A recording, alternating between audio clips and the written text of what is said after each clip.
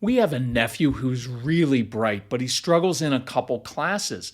And I asked him why he enjoys using IXL so much. And he said with IXL, he can learn at his own speed and do it independently. You know, our kids like figuring things out on their own. He likes the video tutorials and learning games that explain new concepts in a way he understands. And he said, IXL makes me feel smart again. I encourage you to check out IXL.com/Kirk to learn how IXL can enrich your homeschool curriculum from K to 12, or just help any of your kids who are struggling in a couple classes. IXL gives your kids tools to be successful and allows them to explore any topic in any grade level. Make an impact on your child's learning. Get IXL now. Calm Parenting Podcast listeners get an exclusive 20% off in an IXL membership when you sign up today at IXL.com/Kirk. Visit IXL.com/Kirk to get the most effective learning program at the best price. For years, we have recommended having a whiteboard in the kitchen showing all your family's activities for the week so you can eliminate the surprises that trigger meltdowns. Now there's something even better. SKYLIGHT Calendar syncs all your different personal, work, and school calendars and then visually displays your family's schedule on an HD touchscreen so you can have peace of mind knowing you are eliminating last-minute surprises. We love SKYLIGHT Calendar because it eliminates those, oh, honey, I thought I told you moments. So even with your hectic schedule, you can make quick decisions and you don't have to change appointments over and over again. That's a game changer for us. Your happiness is SKYLIGHT's happiness. So if in 120 days you are not 100% thrilled, you can return it for a full refund, no questions asked. Right now, SKYLIGHT is offering our listeners $30 off their 15-inch calendars by going to skylightcal.com/calm. So go to skylightcal.com/calm for $30 off your 15-inch calendar. That's SKYLIGHTCAL.com/calm. Do you ever wonder why your kids fight you so much, even over little things? Have you ever noticed that the more you care about something, the less your kids do, and the more they resist? Have you noticed that you cannot push these strong-willed kids, you must lead them and draw them? Have you noticed they often reject what you want first until they can touch the hot stove and own it themselves? Ever notice the more you try to get them to move, the slower they go? In the morning, your anxious voice, come on, get up, gotta go, school, school, school, let's go, will cause them to dive under the sheets. They are not rejecting you, they are rejecting your parental anxiety. So that is what we're going to discuss on today's episode of the Calm Parenting Podcast. So welcome, this is Kirk Martin, founder of Celebrate Calm, and you can find us at celebratecalm.com or on Instagram and TikTok at Calm Parenting Podcast. So after 25 years of doing this, I believe 100% that our biggest enemy as parents is not our kids, not society, not schools. It is our own anxiety, our control issues, our reactivity. Those are the three things I struggled with most. But when I finally learned how to control them, the power struggles dissipated. I was able to de-escalate situations more quickly and effectively. I could slow my world down inside to problem solve, and all my relationships improved, including my relationship with myself. And the good news is we can only control one thing in life, ourselves. In the 30 Days to Calm program, I go through 10 concrete action steps to get to the root of our issues and begin breaking negative patterns. In this podcast, I'm going to focus solely on the very first step because it will change your home quickly if you put some energy into this over the summer. Now, if you have our Get Everything package and haven't done so yet, then use this as an opportunity to go through the 30 Days to Calm workbook and challenge. Be honest and compassionate with yourself as you go through this. You are breaking deeply ingrained response patterns that affect just about everything you do in life. So, step number 1, control your own personal and parental anxiety. There are 2 parts to this anxiety in my experience. Now, I personally struggle with my own anxiety of feeling like, when is the other shoe going to drop, even though things are going well? It lives in my stomach. it occasionally causes this general feeling in the background of being on high alert for something. It's not debilitating, but it is aggravating and it does upset my stomach at times. I think some of this stems from my experience as a kid. Now, we covered childhood trauma a bit back in February. I don't use this as an excuse, it's just an explanation that makes sense. I was a really sensitive kid whose antenna was up wondering when my dad was going to attack my mom verbally or physically, when I'd hear my mom's screeches. The outbursts and anger came from nowhere and out of the blue, so I think that's part of it. I couldn't predict it. Plus, I just don't like little unknowns and new experiences, so my first automatic response to being asked to do anything new is almost always no. And many of your kids exhibit that same reflexive no. They're just buying a little time to process and consider their options. And if I'm anxious and on edge, it can cause me to be short, to snap at my family. It can cause me to look inward too much because I'm trying to control my own anxiety and everything else. So I'm looking too inward, so I'm not present with my loved ones. It can cause me to be controlling. And I know that when I'm feeling sick physically, I get very particular about things around the house and I want everything just so. I can become very picky. That's because when I get the sense that my body is out of order, so to speak, I try to create order outwardly, usually at the expense of relationships, and that's not cool. So knowing that you're like that, good. Okay, now I can deal with that.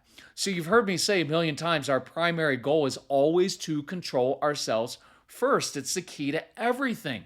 And I know if I proactively work on alleviating my anxiety, everyone around me benefits.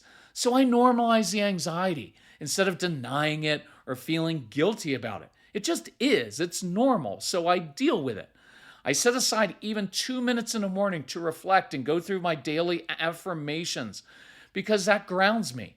The daily affirmations include gratitude, a recognition that everything just doesn't have to be solved now. That in the larger picture, everything's okay, that I don't have to control people or things.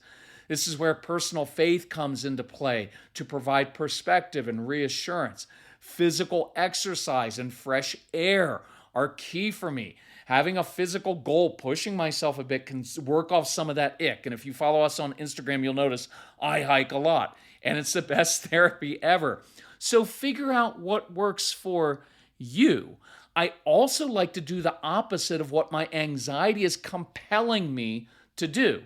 So next time you're in a rush, purposefully allow one person to cut in front of you at the grocery store, the post office, in traffic. When you're feeling really tight financially, even give a small amount of money to another person who needs it. It releases something inside of you and gives you a sense of power back. Now, the anxiety that attacks almost every parent on the planet is our anxiety about our child's future. Every good parent gets anxious about whether their child is going to be successful and happy. But your anxiety never ever helps or works. In fact, anxiety causes the exact opposite response that you want from your kids. You've seen this. When you begin the morning rushing your kids, they can hear it in your voice, and that's why they dive back under the sheets. When you say, move, move, get to the car, instead of running more quickly, your kids move more slowly. Why? Because they know when you and I are in that anxious mode, nothing they do will please you. They are not rejecting your authority. They are rejecting your anxiety. When you lecture your kids constantly, it backfires. They ignore you and discount what you say. The more words you use, the less valuable they become. When you get on your kids about every little thing, they don't thank you for being so conscientious. They fight you. When you react to them pushing your buttons, they are now in control of you. The truth is that you and I create so many power struggles over issues that don't matter, all because of our own anxiety. When you lecture, it sends this message to your kids. I don't trust you to make a good decision, so I'm going to keep badgering you. You can't actually do it on your own. After all, what would I do if I didn't have to be responsible for you? See, this isn't really about you, son or daughter. It's about me. You are saying this with your lectures. I don't really believe you can be successful. So I spend 95% of my energy trying to fix what's wrong with you instead of spending that time cultivating your natural gifts and passions.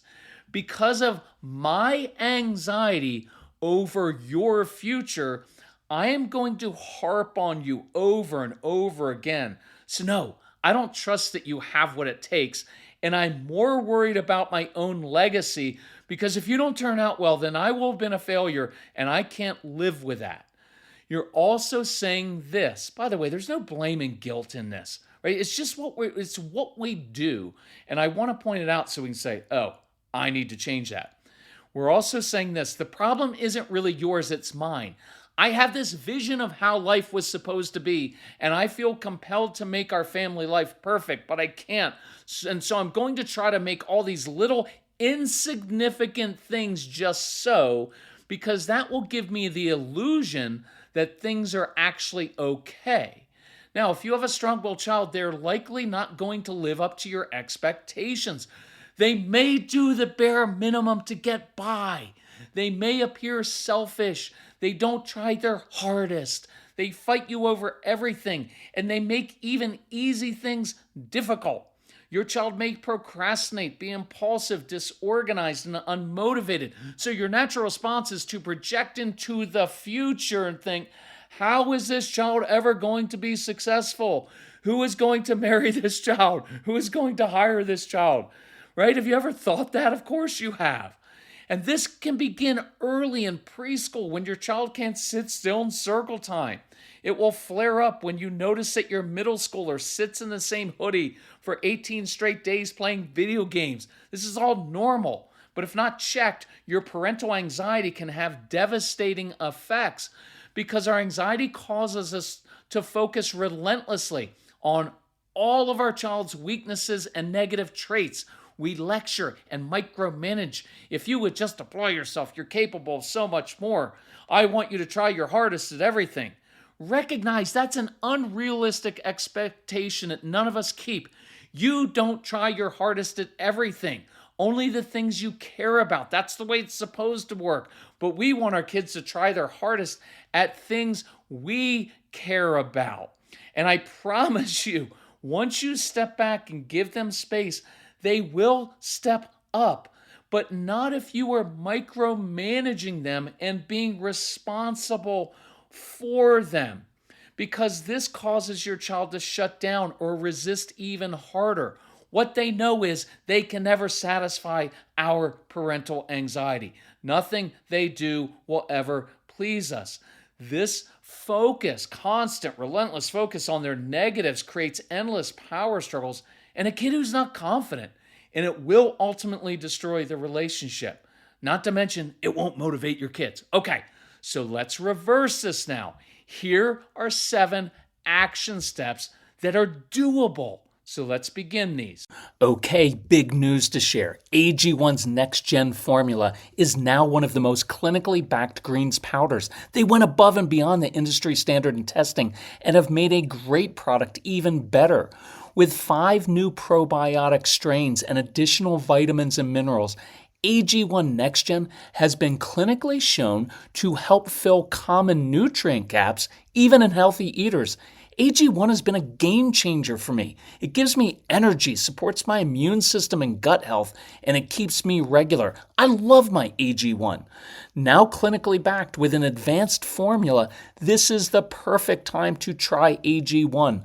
I've been drinking AG1 for 4 years now, and I'm so happy to be partnering with them. Subscribe today to try the next gen of AG1.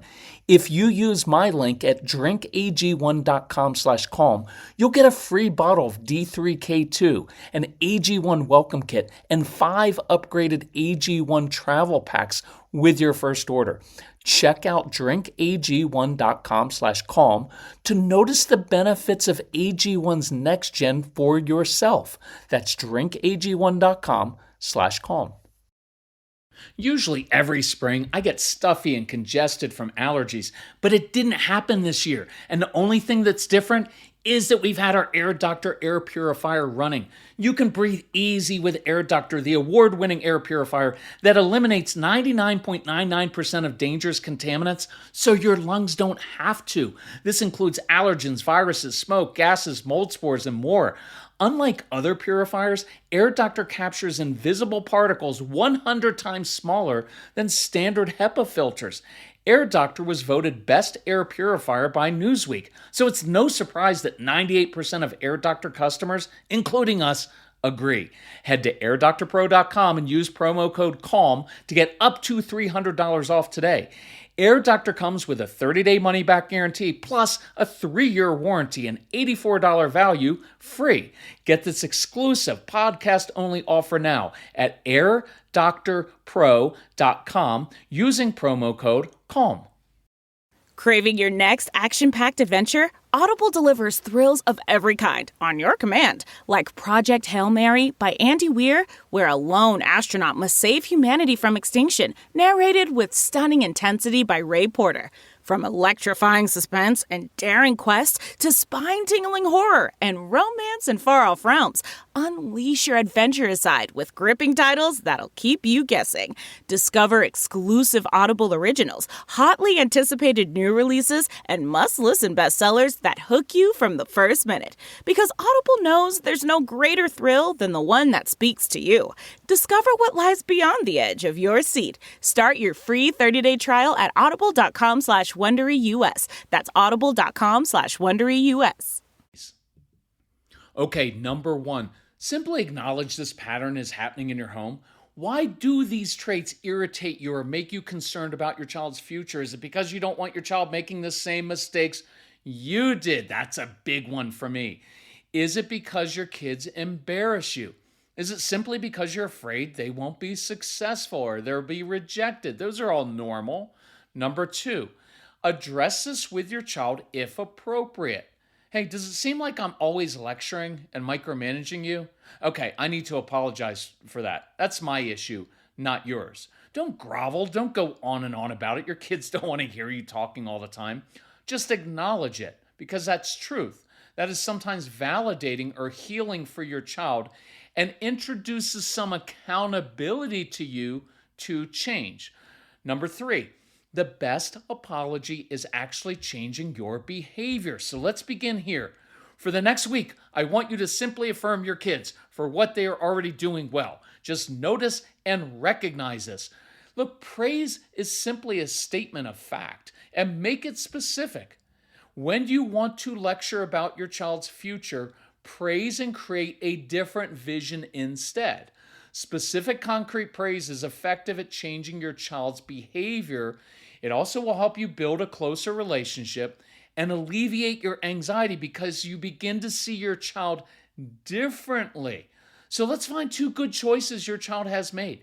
Use specific, matter-of-fact praise. Keep it short and sweet. Plant a lot of little seeds, then walk away and give it time to sink in because you know your kids don't like overt praise. They reject it. Hey, when your sister looked at you, said that to you, you walked away.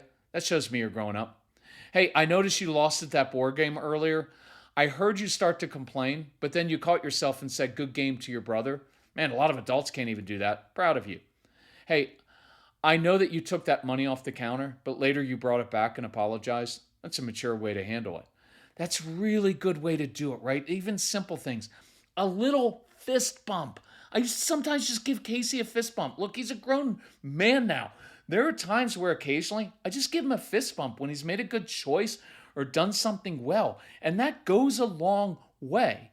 Notice when they have used their creativity, ingenuity, their leadership, compassion, that pig-headed determination and problem solving. Find areas in which your kids excel.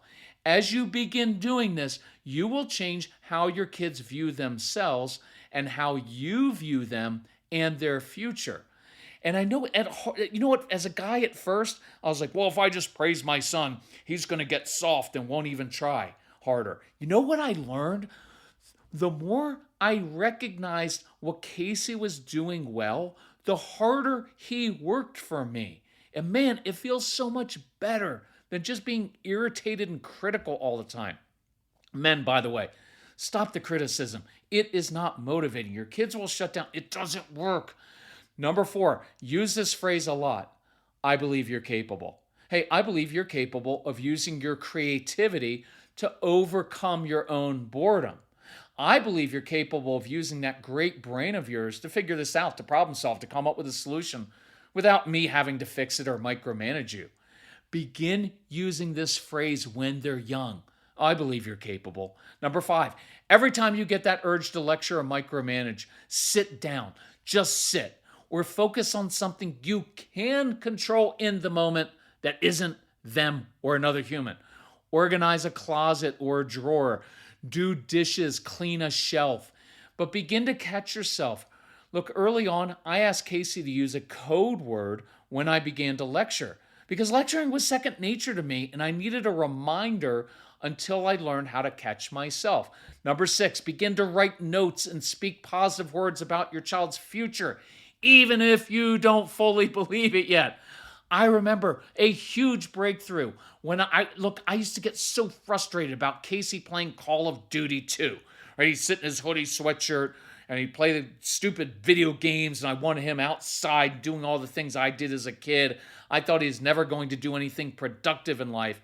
And then I realized he did exhibit many of the traits necessary for success in life, not just how or when I wanted, not with schoolwork or chores or cleaning his room, but he did it when he was playing his video games. And I said, Casey, you are goal-oriented, driven, persistent, and a leader. You know when I see those traits? When you're playing video games, because you never give up. You don't do your homework or chores or eat or sleep until you've gotten to the next level. I'm kind of kidding there. What that tells me is when you care about something, you are goal-oriented, driven, and persistent. Isn't that true? Look, when your kids are helping other people, a neighbor, they're often exhibiting all these traits. They're conscientious, they focus, they follow through, they're polite. Notice that. And I told Casey, I see you being a leader when you play. One day when you get a vision for your life, you're going to use all these traits, you're going to crush it in life. And then I walked out of the room and drank. I'm kidding. I don't drink. But you'll just feel like it, right? But the truth is your kids do exhibit these traits, just not with chores and schoolwork and things you care about. So you have to be the grown-up and see that. You have to fight your parental anxiety and not dump that on your kids, because now you are creating a vision of who they can be, who they will be, just not who they are in this moment. That is one of your big battles, and you can do that. You have to choose to do it and look at them differently. Number 7, perspective. Your strong-willed kids are often just not very good at the kid world, but they are great in the adult world. I used to joke that Casey was virtually useless as a kid, but if you gave him an adult responsibility, he was conscientious. Other adults loved him. And the good news is you're not raising a child to be a child. You are raising them to be responsible adults. So notice that. Remind yourself of that. Give them adult jobs.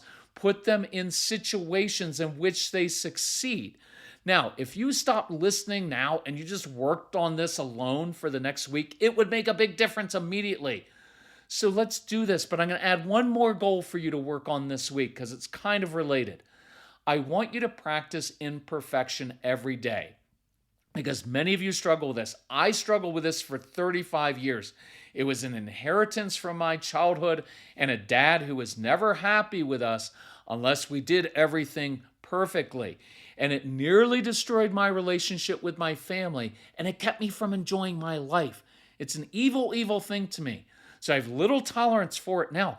You must begin to practice imperfection daily, right? Do everything with excellence, but do small things imperfectly on purpose. Look, you're going to know I try to model this on the podcast. I mess up, I misspeak, I do things wrong, and I leave that. And I began as I used to record all of our downloadable programs in a recording studio. And we used to go back and fix things and re-record.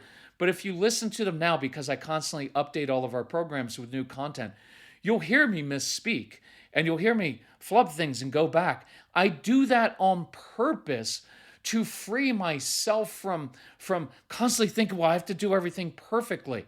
So purposefully leave a couple dishes in the sink overnight. Just a couple, not all of them. I'm a realist. Write a note and send it even though you had to scratch something out. Or maybe not, that's a tough one. You make a meal and it's not complete. It's good, but instead of fixing 2 side dishes, you only fix 1. You don't turn the clothes right side out when doing laundry. Your kids can do that. Do that when moms and dads.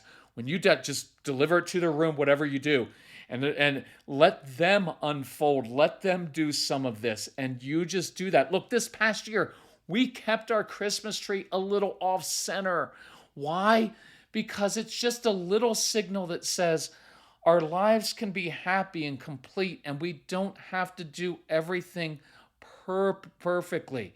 As you begin to practice imperfection consistently, you'll learn to be content when everything isn't just so. And I guarantee your kids and spouse will thank you. Practice it in small bites and then take a deep breath and live with it and sit in it. We went through that with messes. Sometime today, this weekend, sit in the midst of a little bit of a mess. Sit in it without it triggering you. Okay, we've got our mission for the week, moms and dads. Begin working through this action plan. You can do this. It feels so good to be free from personal and parental anxiety, and it will change your kids' responses and behavior very quickly.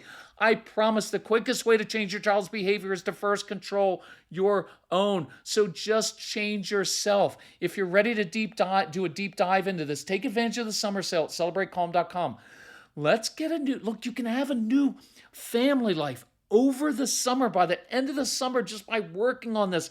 Since you're not going to be fighting over homework all summer, work on yourself. Work on this stuff as a family. Listen to the Strong-Willed Child program first and the 30 Days to Calm, and then you can go through the rest of them. Let your kids listen to the Straight Talk for Kids program from Casey so they can learn how to control themselves and their emotions over the summer. It's really cool. If we can help in any way, let us know. Okay, love you all. I believe you're capable of controlling your own anxiety and practicing imperfection. I believe you're capable because you are. Okay, love you all. Talk to you soon. Bye-bye.